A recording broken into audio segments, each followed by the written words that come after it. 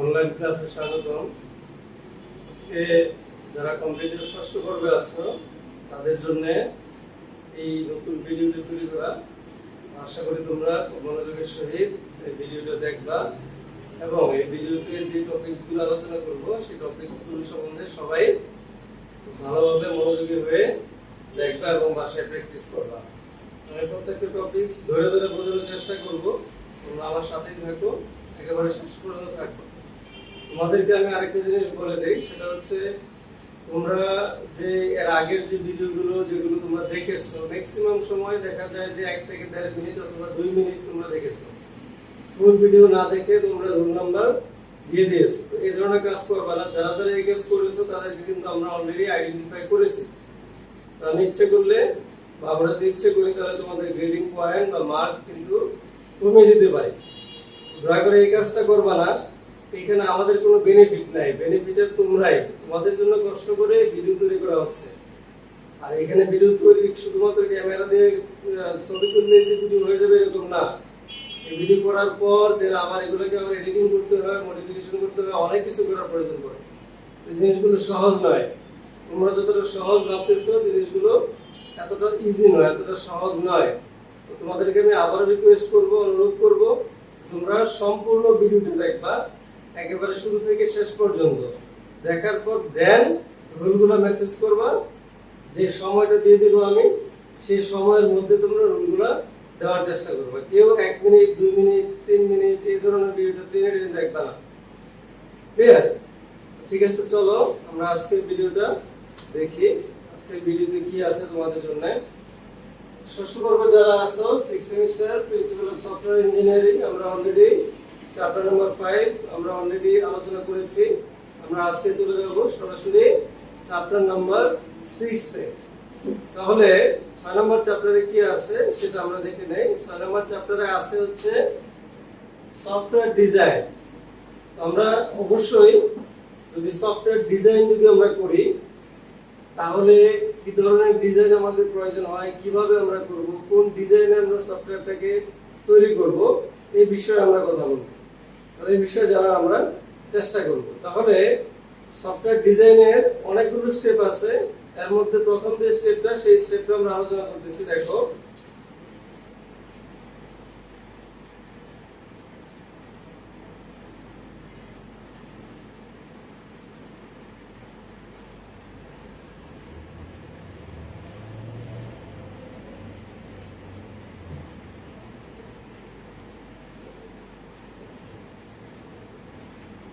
প্রথমে হচ্ছে structure design.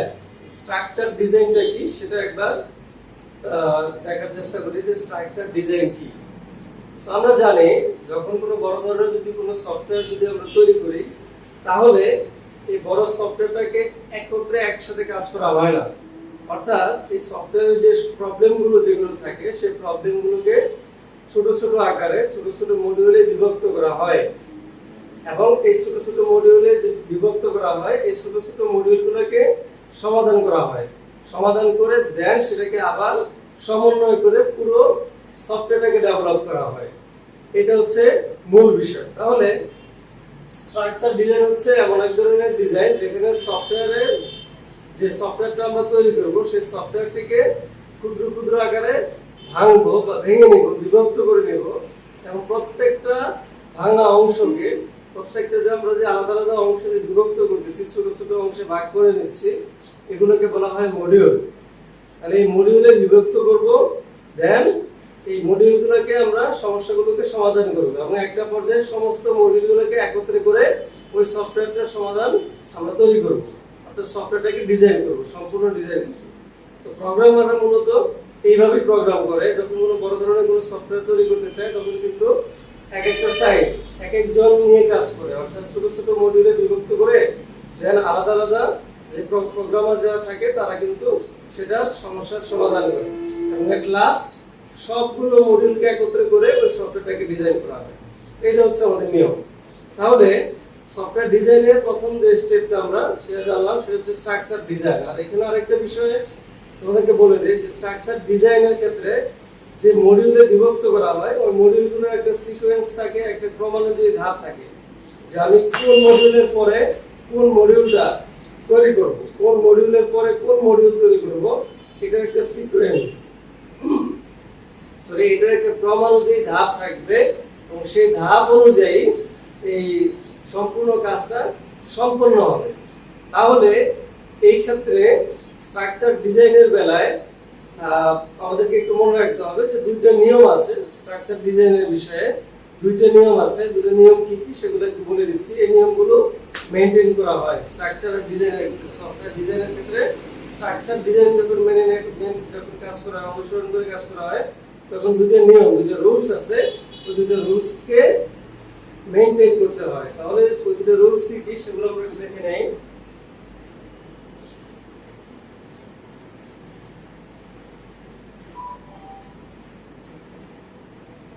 এক নম্বর অপশন হচ্ছে কোহেশন, দুই নম্বর অপশন হচ্ছে কাপলিং।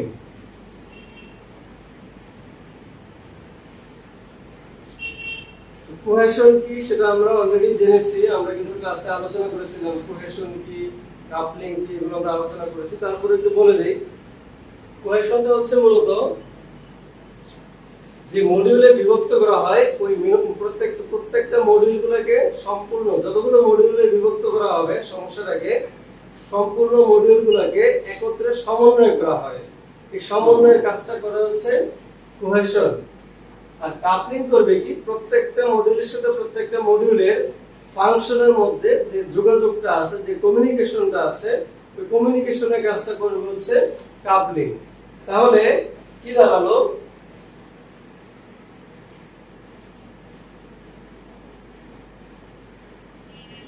মডিউলের সমন্বয়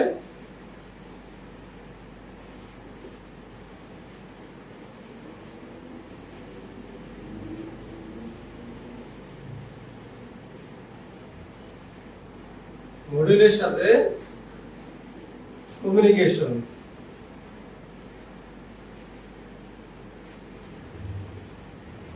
তাহলে এই হলো আমাদের প্রথম স্টেপ ডিজাইনের, যে স্ট্রাকচার ডিজাইন যেটা আমরা বলতেছি, সেই স্ট্রাকচার ডিজাইন এখানে শেষ।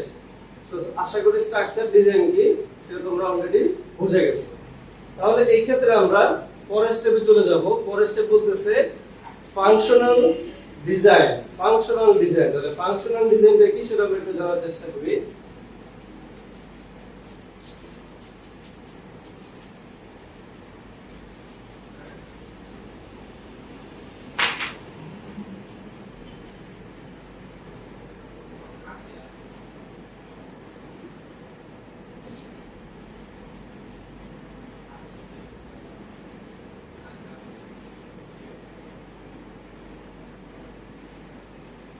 ফাংশনাল ডিজাইনটা বলতেছে এটা হচ্ছে এমন একটা ডিজাইন, এই ডিজাইনের অনুযায়ী যদি আমরা কোনো সফটওয়্যারটাকে ডেভেলপ করতে চাই তাহলে কি করা হয়, এখানে করা হয় কি যে মেইন একটা প্রোগ্রামকে কিছু ফাংশনে বিভক্ত করা হয়। অর্থাৎ মেইন একটা ফাংশন থাকবে এবং এর অধীনে অনেকগুলো সাব ফাংশন থাকবে, এবং সাব যে ফাংশনগুলো আছে এই ফাংশনগুলো প্রত্যেকটা ফাংশনের সাব ফাংশনের সাথে কমিউনিকেশন থাকবে। অর্থাৎ এখানে সম্পূর্ণ প্রোগ্রামটাকে কি করা হয়, ফাংশনে বিভক্ত করা হয়। একটা থাকবে মেইন ফাংশন, থাকবে, আর মেইন ফাংশনের অধীনে থাকবে হচ্ছে কিছু সাব ফাংশন, আর ওই সাব ফাংশনগুলো প্রতিটা সাব ফাংশনের সাথে কমিউনিকেশন থাকবে, যোগাযোগ থাকবে। তাহলে বিষয়টা কি দাঁড়ায় সেটা একটু চিত্রের মাধ্যমে আমরা দেখি।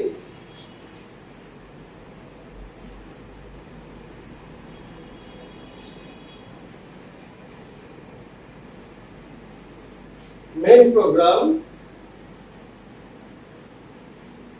function 1,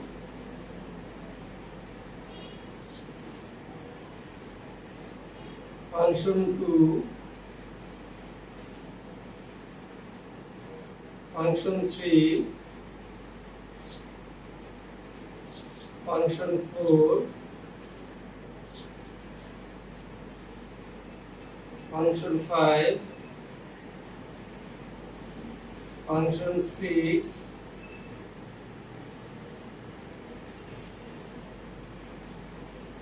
এখানে যে 7টা ফাংশন থাকবে এরকম নয়, এটা আমি জাস্ট एग्जांपले দেখিয়ে দিয়েছি।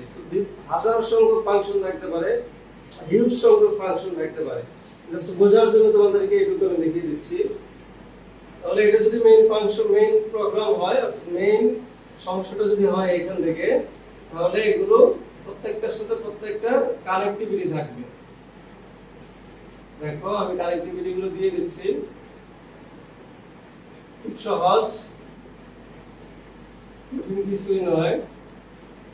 দেখো প্রত্যেকটা ফাংশনের সাথে তার যোগাযোগ আছে, কমিউনিকেশন আছে। এই ফিগারটা হচ্ছে আমাদের ফাংশনাল ডিজাইন।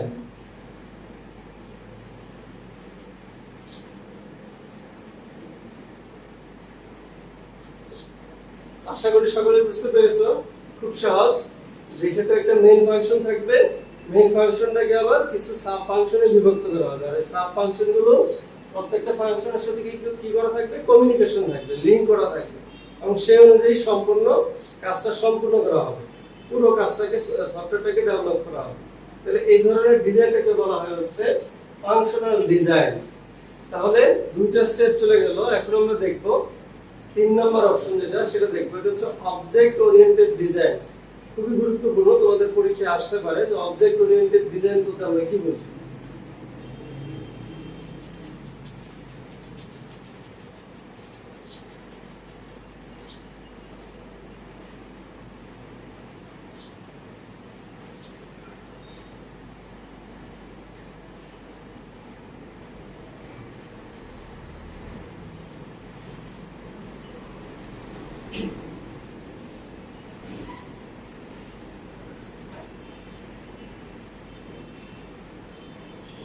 তাহলে অবজেক্ট ওরিয়েন্টেড ডিজাইন দেখি, সেটা একটু জানার চেষ্টা করি। অবজেক্ট ওরিয়েন্টেড ডিজাইনের মধ্যে এটা হচ্ছে এমন এক ধরনের ডিজাইন যেখানে কোনো ফাংশন থাকবে না, অর্থাৎ কোনো সফটওয়্যার ডেভেলপ করবা, সেই সমস্যাগুলোকে কোনো ফাংশন আকারে ডিক্লেয়ার করা যাবে না, ওই সমস্যাগুলোকে এন্টিটি আকারে ডিক্লেয়ার করতে হবে। তো এন্টিটি কি সেটা আমি তোমাদেরকে লাস্ট ক্লাসে বুঝিয়ে দিয়েছি, যে এন্টিটি হচ্ছে একটা স্বাধীন সত্তা বা বস্তু যার কিছু বৈশিষ্ট্য থাকবে। তাহলে এই ক্ষেত্রে আমরা দেখতেছি যে সফটওয়্যারের যে সমস্যাগুলো আছে, ওই সমস্যাগুলোকে কি করা হয়, বিভিন্ন এন্টিটিতে বিভক্ত করা হয়, আর এট লাস্ট প্রত্যেকটা এন্টিটির সাথে প্রত্যেকটা এন্টিটির সংযোগ থাকে বা একটা কমিউনিকেশন থাকে। তাহলে আমরা দেখি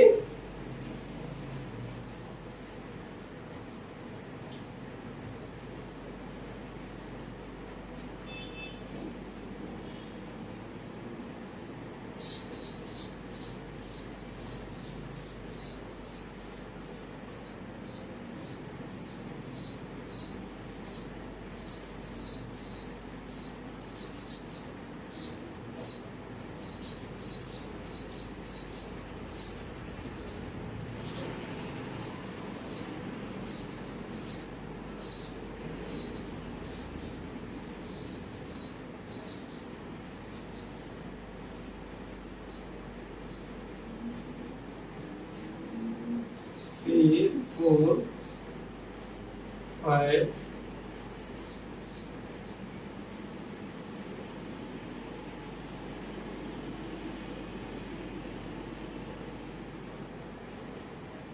তাহলে এরকম ভাবে থাকবে। অর্থাৎ সম্পূর্ণ প্রোগ্রামটাকে আমরা যখন ভাঙবো তখন প্রত্যেকটা অংশকে আমরা বলবো এন্টিটি, অর্থাৎ ফাংশন আকারে নয়, এই ক্ষেত্রে এন্টিটি আকারে বিভক্ত করব। তাহলে এন্টিটি আকারে যদি বিভক্ত করি তাহলে বিষয়গুলো এরকম দাঁড়ায়, আর প্রত্যেকটা এন্টিটির সাথে কমিউনিকেশন থাকবে বা যোগাযোগ থাকবে। যেমন ধরো এর সাথে এয়ার কমিউনিকেশন থাকবে, এর সাথে এয়ার কমিউনিকেশন থাকবে, এয়ার কমিউনিকেশন থাকবে, এয়ার কমিউনিকেশন থাকবে, এয়ার কমিউনিকেশন থাকবে। তাহলে এই ধরনের ডিজাইনকে বলা হয় অবজেক্ট ওরিয়েন্টেড ডিজাইন।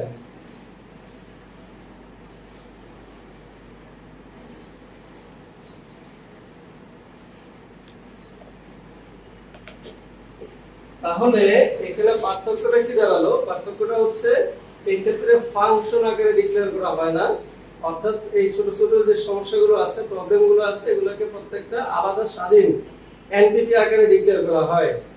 আর এন্টিটি গুলো প্রত্যেকটা এন্টিটির সাথে প্রত্যেকটা এন্টিটির সংযোগ থাকে, কমিউনিকেশন থাকে, যোগাযোগের মাধ্যমে দেন এই প্রবলেমগুলোকে সলিউশন করা হয় এবং সলিউশন করার পরে এই সফটওয়্যারটাকে ডিজাইন করা হয়, সফটওয়্যারটাকে ডেভেলপমেন্ট করা হয়। তাহলে এইখান থেকে আরো কিছু কোশ্চেন তোমাদের পরীক্ষায় আসতে পারে, সেগুলো আমি বলে দিচ্ছি কোন ধরনের কোশ্চেনগুলো আসার সম্ভাবনা আছে।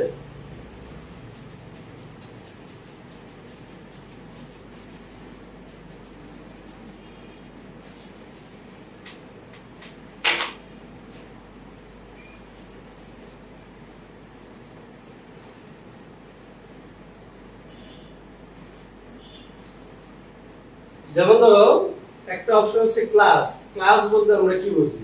ক্লাস হচ্ছে মূলত একটা স্বাধীন সত্তা বা স্বাধীন একটা বস্তু যার কিছু বৈশিষ্ট্য থাকবে।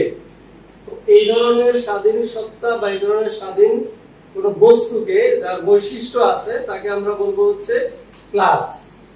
যেমন অ্যাজ এক্সাম্পল হিসেবে আমরা বলতে পারি, যেমন স্টুডেন্ট নামে যদি কোনো একটা ক্লাস থাকে তাহলে তার বৈশিষ্ট্য যেমন থাকবে, তার রুল থাকতে পারে, তার জিপিএ থাকতে পারে, তার ডিপার্টমেন্ট থাকতে পারে, তার রেজাল্ট থাকতে পারে। তার মানে স্টুডেন্টটা হচ্ছে কি একটা ক্লাস। তাহলে ক্লাস কি সেটা আশা করি বুঝে গেছো।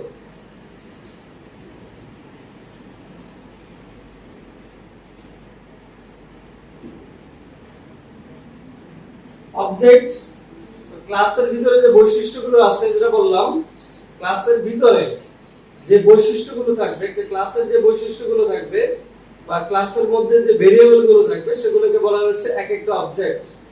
যেমন ধরো এটা যদি ক্লাস হয়ে থাকে, ক্লাসের নাম যদি হয়ে থাকে, তাহলে এটার ভিতরে তার রুল, তার রেজিস্ট্রেশন নাম্বার, তার জিপিএ, তার ডিপার্টমেন্ট, তার কন্টাক্ট ইনফো, এগুলো হচ্ছে তার অবজেক্ট।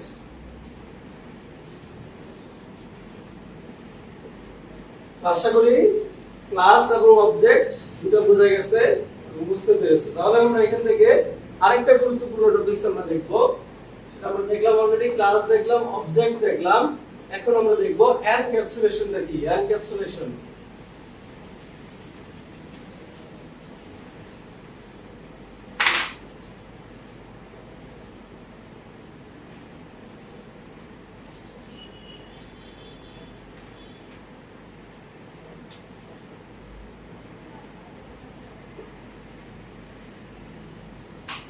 একটা ক্লাসের ভিতরে আমরা জানি ভেরিয়েবল থাকবে।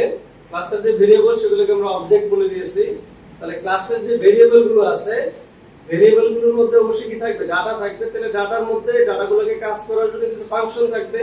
তাহলে ভেরিয়েবল গুলোকে ডিক্লেয়ার করার পর ওই ভেরিয়েবল গুলোর ডাটা এবং ফাংশনকে যখন একত্রে করা হয়, আমি আবারও বলতেছি, ক্লাসের ভিতরে যে ভেরিয়েবল গুলো আছে ওই ভেরিয়েবল গুলোকে কাজ করার জন্য ডাটা এবং ফাংশন থাকবে। তাহলে ওই ভেরিয়েবল গুলো, ডাটা এবং ফাংশন গুলোকে যখন একত্রে করা হয়, একত্রে যখন সংযুক্ত করা হয়, একত্রে মিক্সড আপ করা হয়, তখন সেটাকে বলা হচ্ছে এনক্যাপসুলেশন। আশা করি এনক্যাপসুলেশন কি সেটা বোঝা গেছে।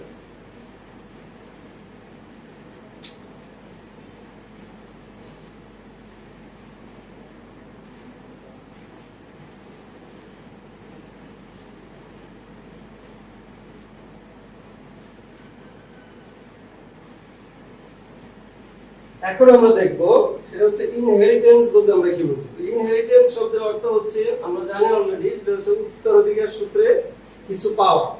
তাহলে ইনহেরিটেন্সটা মানে কি এইগুলো তোমরা আগেও পড়েছো, তারপর আমি আবার বলে দিচ্ছি।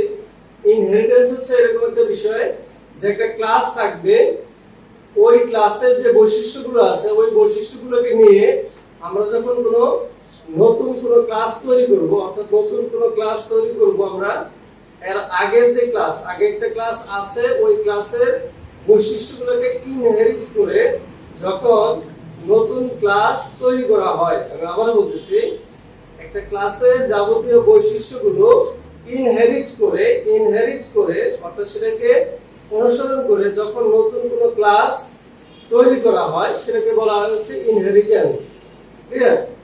তাহলে ইনহেরিটেন্স কি সেটা আশা করি বুঝেছো। এখন আমরা যাব এই টপিকসের একেবারে লাস্টের অপশনটাতে যাব।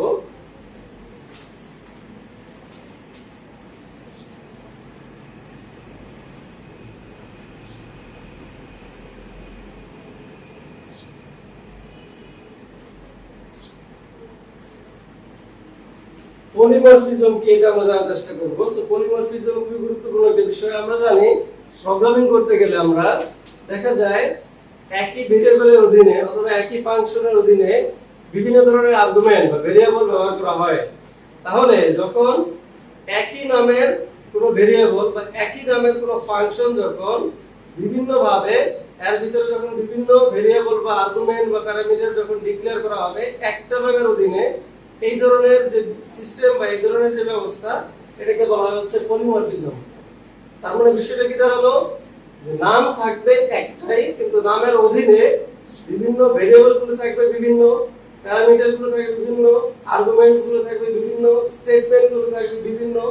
অর্থাৎ একই নামের অধীনে যখন এই ভিন্ন ভিন্ন ভেরিয়েবল ডিক্লারেশন করা হয়, প্যারামিটার ডিক্লারেশন করা হয়, ফাংশন ডিক্লারেশন করা হয় বা ফাংশন কল করা হয় বা আর্গুমেন্টস গুলো কল করা হয়, এই ধরনের সিস্টেমকে বলা হচ্ছে পলিমরফিজম।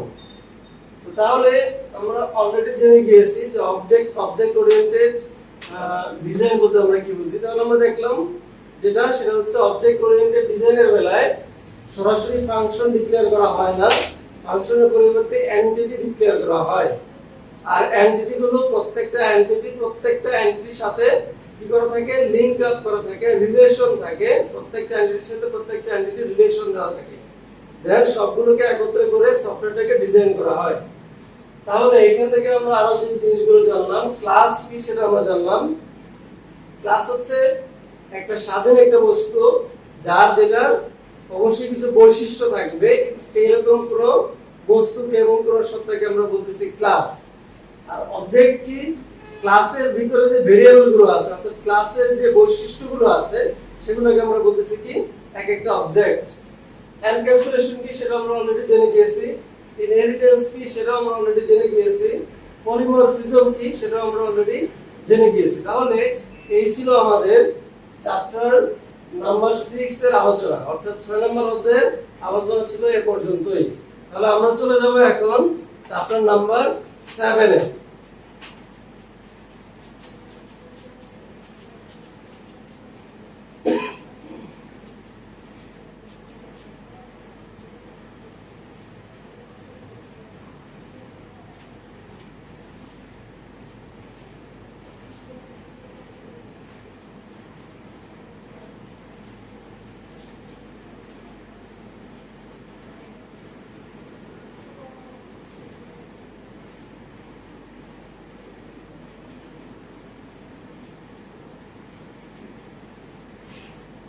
ইউজার ইন্টারফেস ডিজাইন খুবই মজার একটা চ্যাপ্টার। এখান থেকে তোমাদের অনেকগুলো কোশ্চেন আসতে পারে, দু একটা কোশ্চেন আসতে পারে এখান থেকে, অতি সংক্ষিপ্ত কোশ্চেন আসতে পারে অথবা সংক্ষিপ্ত কোশ্চেন আসতে পারে। তো এই চ্যাপ্টারে কি কি আছে সেগুলো আমি আলোচনা করার চেষ্টা করব। তোমরা অবশ্যই মনোযোগ সহকারে শোনো, মনোযোগ সহকারে দেখো, তাহলে অবশ্যই বুঝতে পারবে প্রত্যেকটা টপিকসে কি বলা আছে। আমি ধরে ধরে সবগুলো টপিকসই আলোচনা করার চেষ্টা করব। তাহলে এট ফার্স্ট আমরা যেটা জানবো সেটা হচ্ছে ইউজার ইন্টারফেস কি।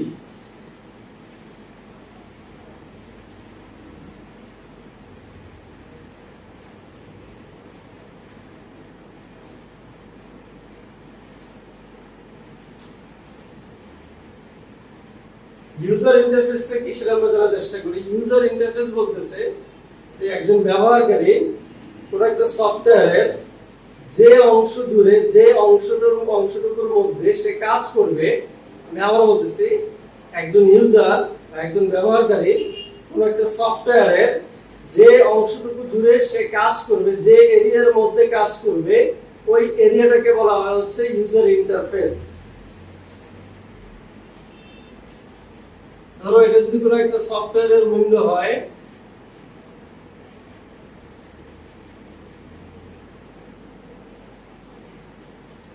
এটা যদি কোনো একটা সফটওয়্যারের উইন্ডো যদি হয় তাহলে সে এর ভিতরে কিন্তু কাজ করবে, এর বাইরে কোনো কাজ করতে পারবে না। তাহলে যতটুকু অংশের ভিতরে সে কাজ করতেছে এই ততটুকু অংশটাকে বলা হচ্ছে ইউজার ইন্টারফেস। এখন সফটওয়্যার ডেভেলপমেন্টের বিষয় এই ইউজার ইন্টারফেসটা কিন্তু সবচেয়ে গুরুত্বপূর্ণ বিষয়। অর্থাৎ ইউজার ইন্টারফেসের উপর ডিপেন্ড করবে তোমার সফটওয়্যারের পপুলারিটি, গ্রহণযোগ্যতা, অর্থাৎ তোমার জনপ্রিয়তা, সফটওয়্যারটুকু কতটুকু সবার কাছে গ্রহণযোগ্যতা কতটুকু পেলো সেটা কিন্তু ডিপেন্ড করবে এই ইউজার ইন্টারফেস।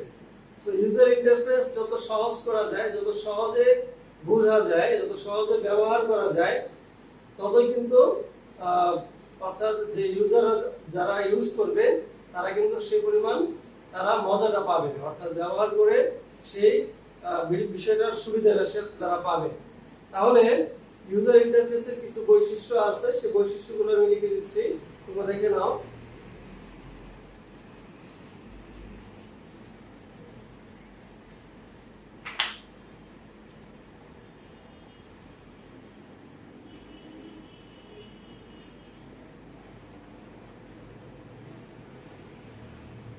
এক নম্বর বলতেছে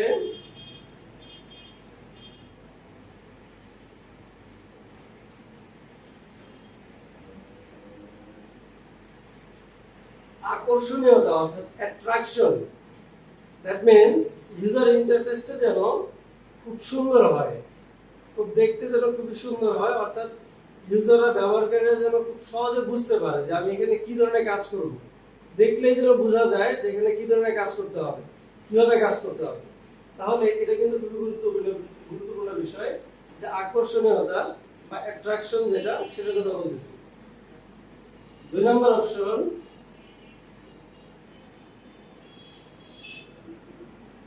সহজে বোধগম্য, অর্থাৎ যেন খুব সহজে বোঝা যায় যে এই ইউজার ইন্টারফেসে, অর্থাৎ সফটওয়্যারটার এই পেজটা বা এই উইন্ডোটার মধ্যে কি কাজ করা লাগবে। এখানে কি ডাটা এন্ট্রি কাজ করা লাগবে, এখানে কোনো ফিল্টারিং করা লাগবে, এখানে কোনো টেক্সট লেখা লাগবে, এখানে কোনো মেসেজ লেখা লাগবে, বা এখানে কোনো চেক বক্সে চেক করা লাগবে, বা কোনো অপশন বক্সে অপশন আমি ক্লিক করব, অপশন বাটন চাপ দিব, বা এই ধরনের বিষয়গুলো যাতে করে খুব সহজে কাজ করতে পারে। আমরা এগুলো দেখি যে বিভিন্ন ধরনের সফটওয়্যার আমরা বাজারে যেগুলো আছে সেগুলো দেখি, আমরা ইউজ করি, যেমন অফিস অ্যাপ্লিকেশন আমরা ইউজ করি, ফটোশপ ইউজ করি, গ্রাফিক্সের জন্য সফটওয়্যারগুলো ইউজ করি, আমরা প্রোগ্রামিং এর কিছু সফটওয়্যার আছে, আমরা ভিজুয়াল স্টুডিও আমরা ইউজ করি, ডটনেট ইউজ করি। তাহলে এই ধরনের যে অ্যাপ্লিকেশন, যে সফটওয়্যারগুলো বললাম, এগুলো কিন্তু খুব সহজে দেখে বোঝা যায় যে আমাকে কি কাজ করতে হবে, অর্থাৎ কোনটাতে ক্লিক করলে পরে কি আসবে, কোন অপশনে গেলে পরে কি আসবে, এগুলো কিন্তু খুব সহজে বোঝা যায়। তার মানে সহজে বোধগম্য থাকতে হবে। সফটওয়্যার ডিজাইন করার সময় অবশ্যই জিনিসটা মেমোরিতে রাখতে হবে যে আমার ইন্টারফেসটা যেন খুব সহজ হয়, খুব সহজে যেন ব্যবহারকারীরা বুঝতে পারে।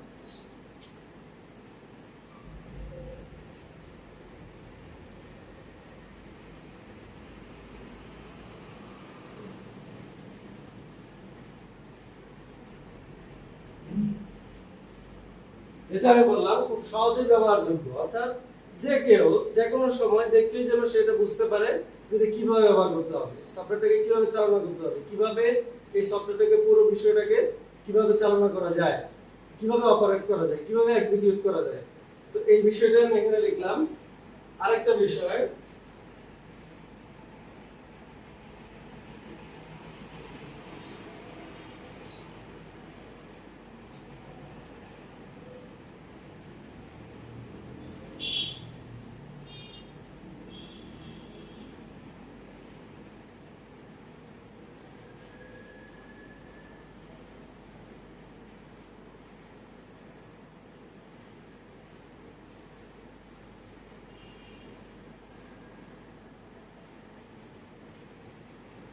অর্থাৎ বলতেছে সবগুলো উইন্ডো যে স্ক্রিন আছে, সবগুলো যে উইন্ডো স্ক্রিন আছে, সেগুলোর সিকোয়েন্স যেন ঠিক রাখা হয়। দ্যাট মিন্স আমরা কিন্তু খুব ইজিলি জানি যে অফিস অ্যাপ্লিকেশন প্রোগ্রামের বেলায় অনেকগুলো মেনু থাকে।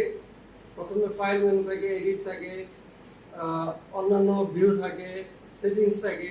তার মানে এগুলো কিন্তু এক একটাতে ক্লিক করলে এক এক রকম উইন্ডো ওপেন হবে। তার মানে ওই উইন্ডোগুলোর যেন একটা সামঞ্জস্যপূর্ণতা থাকে, একটা সিকোয়েন্স থাকে, এরকম একটা ব্যবস্থা করতে হবে।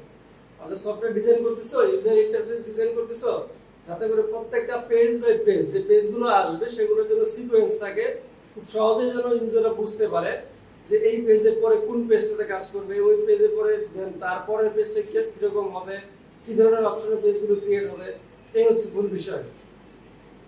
তাহলে ইউজার ইন্টারফেস কি সেটা আমরা জানলাম, ইউজার ইন্টারফেসের বৈশিষ্ট্য কি সেগুলো আমরা জানলাম। এখন ইউজার ইন্টারফেসের ক্লাসিফিকেশনটা আমরা জানবো যে ইউজার ইন্টারফেস মূলত কত প্রকার।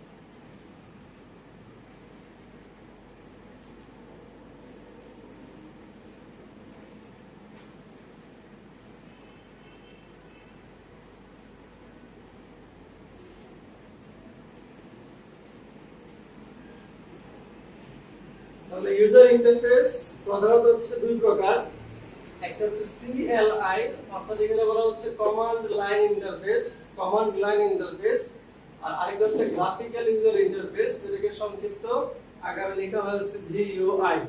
তাহলে ইউজার ইন্টারফেস কত প্রকার? ইউজার ইন্টারফেস হলো দুই প্রকার, একটা হচ্ছে CLI অর্থাৎ কমান্ড লাইন ইন্টারফেস, আর একটা হচ্ছে গ্রাফিক্যাল ইউজার ইন্টারফেস। তাহলে এখন কমান্ড লাইন ইন্টারফেসটা কি এবং গ্রাফিক্যাল ইউজার ইন্টারফেসটা কি সেটা নিয়ে আমরা আলোচনা করব।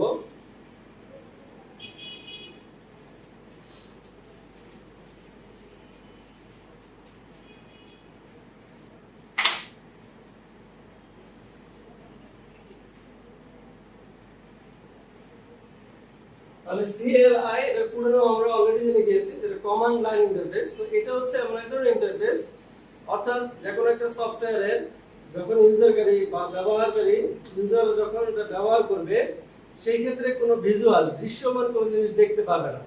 অর্থাৎ এখানে যে কোনো ধরনের কাজ করতে গেলে কি করা লাগবে? কমান্ডের মাধ্যমে কাজ করতে হবে, অর্থাৎ কমান্ড দিতে হবে, ওই কমান্ড অনুযায়ী কাজ করবে। দ্যাট মিন্স এখানে তার ইউজারের অর্থাৎ যে ব্যবহার করবে তাকে হিউজ পরিমাণ কমান্ড জানা লাগবে। জানতে পারলে অনেকগুলো কমান্ড যদি সে জানতে পারে দেন কিন্তু সফটওয়্যারটাকে ইজিলি হ্যান্ডেল করতে পারবে, ইজিলি খুব অ্যাক্সেস করতে পারবে। এটা কমান্ড লাইন ইন্টারফেসের মূল বিষয়। তো এই ধরনের কমান্ড লাইন ইন্টারফেসটা কিন্তু অনেকটা অপেক্ষাকৃত জটিল। অর্থাৎ জটিল এই কারণে কারণ এখানে কিন্তু কমান্ড ছাড়া কোনো ধরনের কাজ করা যাবে না, কমান্ডের মাধ্যমে কাজ করতে হবে। অর্থাৎ এখানে দৃশ্যমান কোনো ফোল্ডার, ফাইল, আইকন এই ধরনের কোনো কিছু থাকবে না। কমান্ড লিখতে হবে, কমান্ড লেখার পর কাজ করবে, কমান্ড লিখবে, এক্সিকিউট করবে, এই হচ্ছে মূল বিষয়।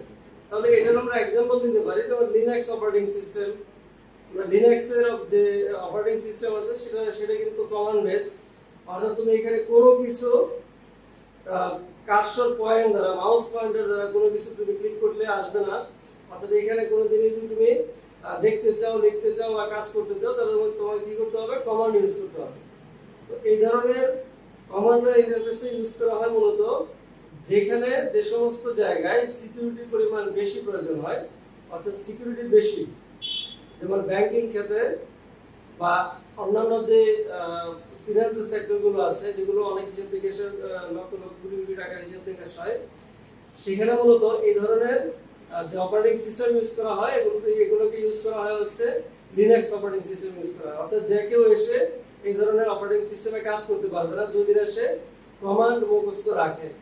তাহলে কমান্ড লাইন যে ইন্টারফেসটা এটা কিন্তু অপেক্ষাকৃত একটু জটিল এবং সহজে বোধগম্য নয়। তারপরে কিন্তু এটা ইউজ করা হচ্ছে কিসের পারপাসে আমি বলেই দিলাম, যে সিকিউরিটি পারপাসে এই ধরনের কমান্ড লাইন ইন্টারফেস সফটওয়্যারগুলো ডিজাইন করা হয় বা ডেভেলপমেন্ট করা হয়। এখন আমরা দেখব GUI। তো এটা অলরেডি আমরা জেনে গেছি যে GUI কি। GUI হচ্ছে গ্রাফিক্যাল ইউজার ইন্টারফেস। তো এই ক্ষেত্রে আমরা যেটা জানবো সেটা হচ্ছে ব্যবহারকারী যে জায়গাটুকু জুড়ে কাজ করবে, সফটওয়্যারে যে জায়গাটুকু জুড়ে কাজ করবে সেটা থাকবে ভিজুয়াল বা দৃশ্যমান থাকবে। অর্থাৎ ওইখানে ফোল্ডার লাইক কোনো ফাইল ফোল্ডার, কোনো ইমেজ, এগুলো কিন্তু বা কোনো আইকন, লিস্ট এরকম আকারে কিন্তু থাকবে। অর্থাৎ দেখলেই সে বুঝতে পারবে যে আমি কোন অপশনে যদি ক্লিক করি তাহলে কি আসবে বা কোন ধরনের উইন্ডো ওপেন হবে। তাহলে এই ধরনের যে ইন্টারফেস এটাকে বলা হচ্ছে গ্রাফিক্যাল ইউজার ইন্টারফেস। তো আমরা ম্যাক্সিমাম ক্ষেত্রে যে সফটওয়্যারগুলো ইউজ করি এগুলো কিন্তু গ্রাফিক্যাল ইউজার ইন্টারফেসে কাজ করি। যেমন আমরা মাইক্রোসফট অফিস অ্যাপ্লিকেশন বলো, গ্রাফিক্সের যে কোনো সফটওয়্যার বলো, গ্রাফিক্সের ফটোশপ, অ্যাডোবি ইলাস্ট্রেটর বলো, তারপরে আমরা ইউজ করি আরো অন্যান্য অটোক্যাড আমরা ইউজ করি। এগুলো কিন্তু সব হচ্ছে graphical user interface. That means সমস্ত কিছু দেখা যায়, টুলস গুলো দেখা যায়, আমরা টুলস গুলোকে ক্লিক করে দেন সেগুলোকে আমরা ড্র্যাগ করে দেন কাজ করতে পারি খুবই সহজে। তাহলে গ্রাফিক্যাল ইউজার ইন্টারফেসে কিন্তু খুবই সহজ, অর্থাৎ ইউজাররা খুব সহজে কিন্তু ইন্টারঅ্যাক্ট করতে পারে, অর্থাৎ এর সাথে মিলিয়ে নিতে পারে, খাপ খাইয়ে নিতে পারে। তাহলে আমরা জানলাম কমান্ড লাইন ইন্টারফেস এবং গ্রাফিক্যাল ইউজার ইন্টারফেস। এখন আমরা জানবো যে গ্রাফিক্যাল ইউজার ইন্টারফেসের কিছু উপাদান আমরা জানবো যে গ্রাফিক্যাল ইউজার ইন্টারফেসটা কেমন থাকে, কি কি উপাদান থাকে এর ভিতরে।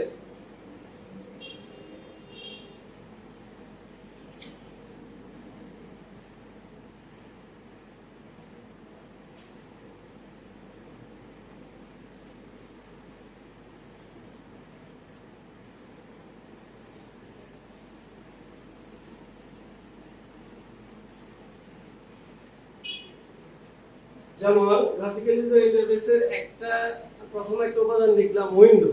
উইন্ডো বলতে আমরা কি বুঝি? অর্থাৎ ইউজাররা যে জায়গাটুকুর মধ্যে কাজ করবে সেটাকে বলা হচ্ছে উইন্ডো, যেখানে ফাইল ফোল্ডার বিভিন্ন ইমেজ এগুলো কিন্তু প্রদর্শিত হবে, ভিজুয়াল বা দৃশ্যমান থাকবে, ওই জায়গাটুকুকে বলা হয় কি উইন্ডো। এখন উইন্ডোর সুবিধা হচ্ছে সেটা ইচ্ছে করলে আমরা যে কোনো জায়গায় আমরা মিনিমাইজ করে রাখতে পারি, ম্যাক্সিমাইজ করতে পারি, অবশ্য ক্লোজ করে দিতে পারি। দ্যাট মিন্স আমরা যে জিনিসটা দেখি যে কোনো সফটওয়্যারের আমরা যখন কোনো সফটওয়্যার ওপেন করি এই ধরনের একটা স্ক্রিন চলে আসে, তাহলে এটাকে বলা হয় হচ্ছে উইন্ডো। তাহলে এটাকে আমি মিনিমাইজ করতে পারবো, ম্যাক্সিমাইজ করতে পারবো, ক্লোজ করতে পারবো, বিভিন্ন দিকে মুভ করাতে পারবো। তাহলে এই ধরনের যে ইন্টারফেসটা, এই ইন্টারফেসের যে উপাদান এটাকে বলা হচ্ছে উইন্ডো।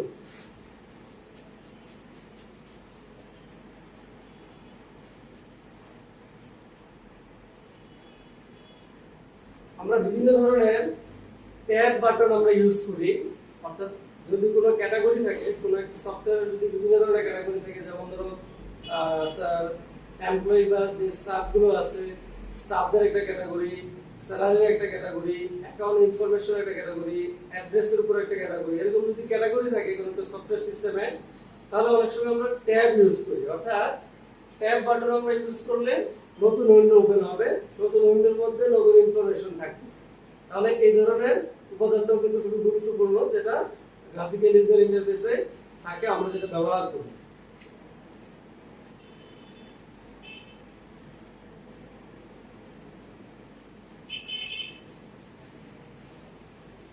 মেনু থাকে, মেনুটা খুবই গুরুত্বপূর্ণ বিষয়।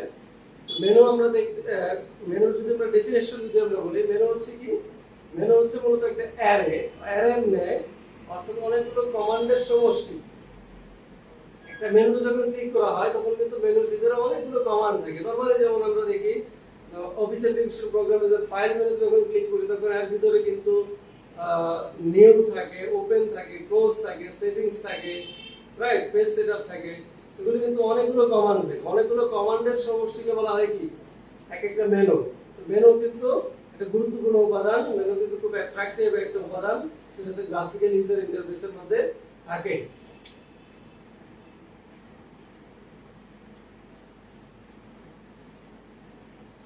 বিভিন্ন ধরনের ইমেজ থাকে, আইকন থাকে, খুব সহজে বোঝার জন্য যে এই ধরনের ইমেজে ক্লিক করলে আমি কোন অপশনে চলে যাব, কোন ধরনের উইন্ডোটা ওপেন হবে, কোন ধরনের উইন্ডো ওপেন হবে, কি কাজ করতে হবে। বিভিন্ন ধরনের ইমেজ থাকে, ইমেজের মধ্যে কিন্তু ডেসক্রিপশন দেওয়া থাকে যে ইমেজে ক্লিক করলে কি হবে, কি ধরনের কাজ এক্সিকিউট হবে। তাহলে এটাও কিন্তু আরেকটা উপাদান।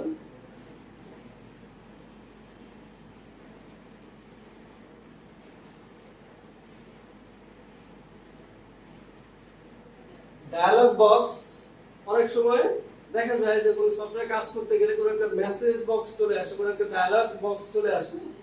এই ধরনের ছোট আকারে থাকতে পারে। এটা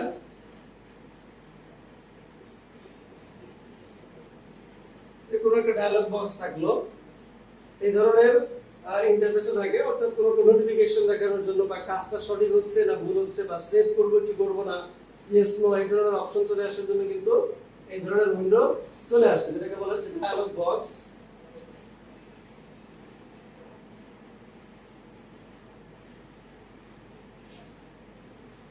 লিস্ট বক্স, লিস্ট বক্সটাও খুবই ইম্পর্টেন্ট, অর্থাৎ একটা চার্ট বা তালিকা আকারে অনেক কিছু থাকে এরকম।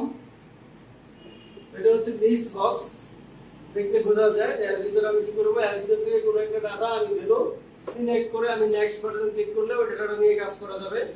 এই ধরনের যে ইউজার ইন্টারফেসের উপাদান, এটা কিন্তু খুবই গুরুত্বপূর্ণ উপাদান, সেটা হচ্ছে লিস্ট বক্স।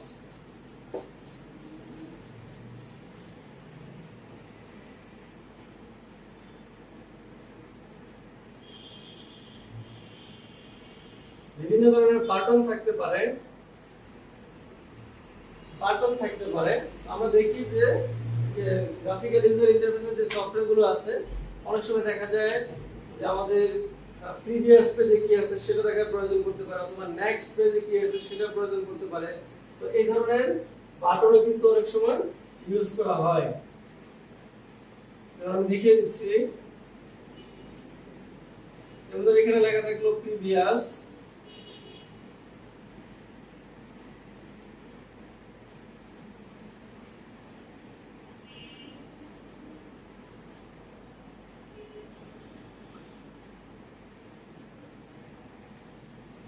এখানে মূলত ক্লিক করলে তার আগের আগের উইন্ডোতে কি ছিল, আগের পেজে কি ছিল সেটা ওপেন হবে।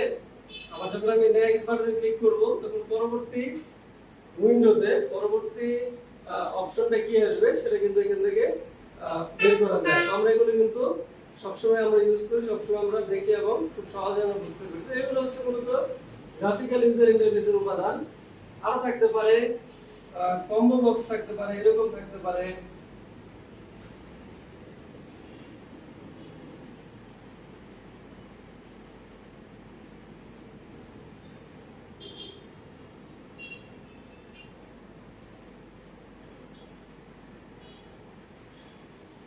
এখানে ক্লিক করলে পরে বিভিন্ন ধরনের লিস্টগুলো দেখাবে, কম্বো বক্স, রাইট। বিভিন্ন ধরনের ক্যাটাগরি এরকম থাকতে পারে। যেমন যদি আমরা ডিপার্টমেন্ট, যদি এই ধরনের কোনো কিছু যদি কম্বো বক্সে যদি আমরা লিখে রাখি তাহলে এই ধরনের অপশনগুলো চলে আসবে। এখানে ক্লিক করলে সমস্ত ইনফরমেশন দেখাবে, পার্টিকুলারলি আলাদা আলাদা ডিপার্টমেন্টগুলো দেখাবে, এগুলোকে নিয়ে আমি কাজ করতে পারবো। এগুলোকে বলা হচ্ছে কম্বো বক্স।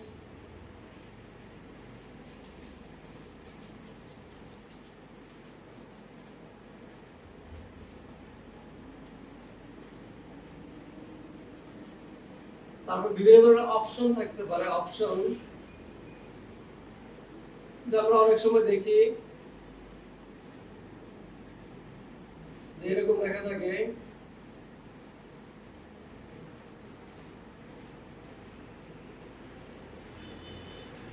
এগুলো হচ্ছে অপশন বাটন।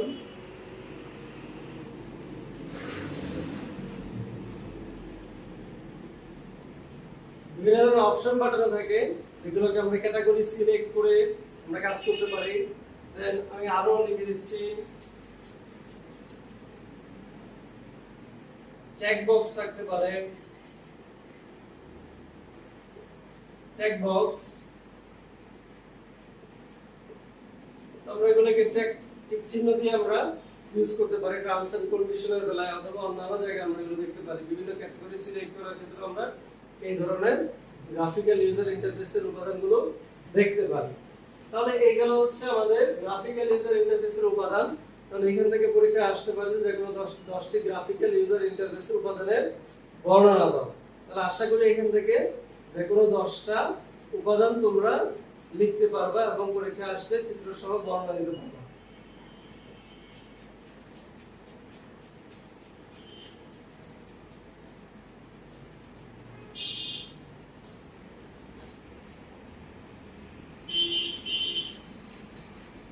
এখন আমরা দেখবো আরেকটা বড় কোশ্চেন, সেটা হচ্ছে গ্রাফিক্যাল ইউজার ইন্টারফেস তৈরি করতে গেলে কিছু ধাপ আছে, কিছু স্টেপ আছে, ওই স্টেপ গুলো আমরা দেখবো, যেটা কার্যপ্রণালী আকারে পরীক্ষায় আসতে পারে। যে গ্রাফিক্যাল ইউজার ইন্টারফেসের কার্যপ্রণালী দেখাও। কোশ্চেনটা হবে এরকম,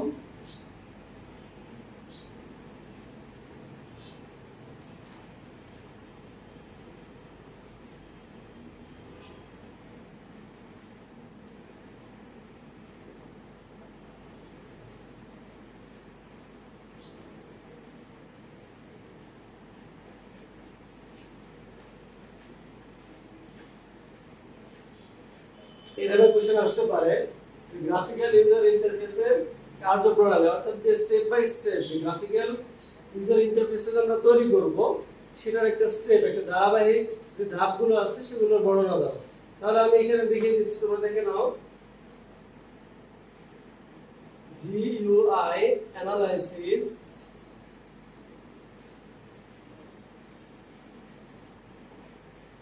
GUI task analysis,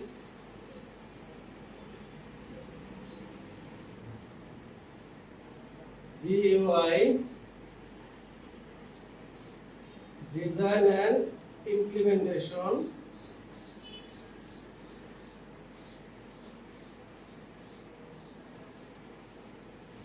টেস্টিং থাকতে পারে অবশ্যই।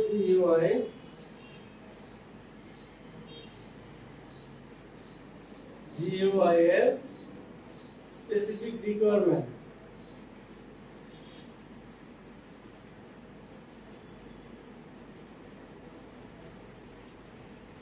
এই হচ্ছে ধাপ।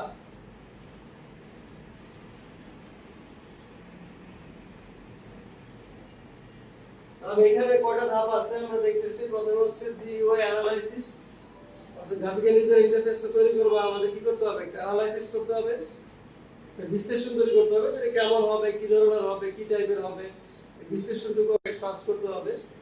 দেন বলতেছে টাস্ক অ্যানালাইসিস, দেন বলতেছে এর ভিতরে যে কাজগুলো থাকবে সেই কাজগুলো কেমন হবে সেগুলো বিশ্লেষণ করা লাগবে। ভিতরে যে কাজগুলো, অর্থাৎ আলাদা আলাদা পার্টিকুলার উইন্ডোর মধ্যে কি কি থাকবে, কি কি অপশন থাকবে, কি ধরনের ডাটাবেস থাকবে, এই জিনিসগুলো অ্যানালাইসিস করা লাগবে।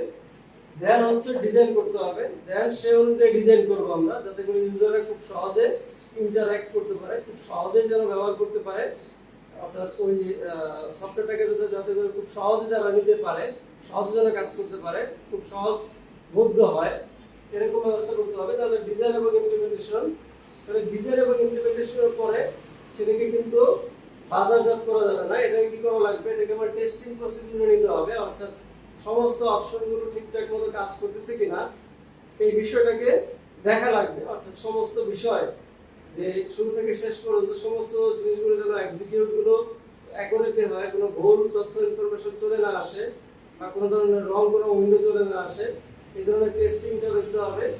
দেন হচ্ছে স্পেসিফিক রিকোয়ারমেন্ট, অর্থাৎ তোমার যে রিকোয়ারমেন্ট যেটা ছিল যে এই সফটওয়্যারের মাধ্যমে, এই ইউজার ইন্টারফেসের মাধ্যমে ব্যবহারকারীদের সাথে এই জিনিসগুলো তুমি পরিচয় করিয়ে দেবা, সেই রিকোয়ারমেন্টটা ফুলফিল হয়েছে কিনা সেই ব্যবস্থাটা দেখতে হবে। তাহলে এটা ছিল আমাদের গ্রাফিক্যাল ইউজার ইন্টারফেসের কার্যপ্রণালী। তাহলে এগুলো সম্পূর্ণ এই যে কয়টা স্টেপগুলো আছে সম্পূর্ণ স্টেপগুলো বর্ণনা দিতে হবে। তাহলে এই চ্যাপ্টারে একেবারে শেষ পর্যায়ে চলে আসছে আমরা। এখানে আরেকটা গুরুত্বপূর্ণ উপাদান তোমাদের মধ্যে আছে, বইয়ের মধ্যে আছে, এটা তোমরা পড়ে নেবা। সেটা হচ্ছে গ্রাফিক্যাল ইউজার ইন্টারফেসের কিছু গোল্ডেন রুল। আরেকটা কোশ্চেন আছে, সেটা তোমরা দেখে নিবা, বইয়ের মধ্যে থেকে দেখে নিবা।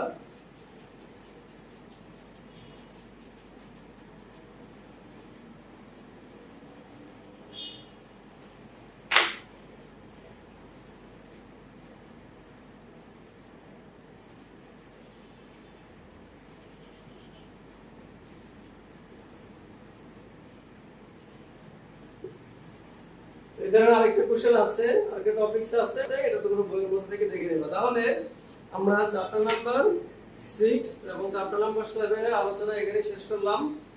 আমরা চ্যাপ্টার নাম্বার 6 এ দেখেছি, আমি আমার একটু রিভাইজ দিতেছি তোমাদেরকে। যে চ্যাপ্টার নাম্বার 6ষ্ঠ অধ্যায় যেটা আমরা দেখলাম, সেটা দেখলাম হচ্ছে স্ট্রাকচার ডিজাইন কি, ফাংশনাল ডিজাইন কি, অবজেক্ট ওরিয়েন্টেড ডিজাইন বলতে আমরা কি বুঝি, আমরা ক্লাস বলতে আমরা কি বুঝি, অবজেক্ট বলতে আমরা কি বুঝি, এনক্যাপসুলেশন কি, দেন আমরা দেখলাম পলিমরফিজম কি, এই জিনিসটা দেখলাম, ইনহেরিটেন্স কি সেটা দেখলাম।